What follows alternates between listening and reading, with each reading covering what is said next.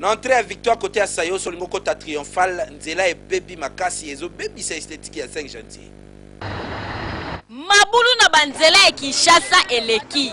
Awa tozali na entrée avenue Victoire na Sayo pona okota boulevard triomphal na katikati wana tala libulu moko ezalaka awa. Si lelo on dirait ba monaka yango te na ba oyo ba bongisaka nzela ba chauffeur bazo souffrir na ndenge ya kosakana te difficulté mususu ezala ngo na se awa caniveau esala lisusu libulu bakanga te balekaka na pasi balobi ebele nzela oyo awa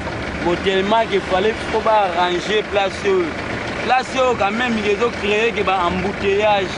comment est-ce que mukie mais donc il faut pas sur la solution moi vite fait ba china ba memela kibisa ko batala la biso nzela o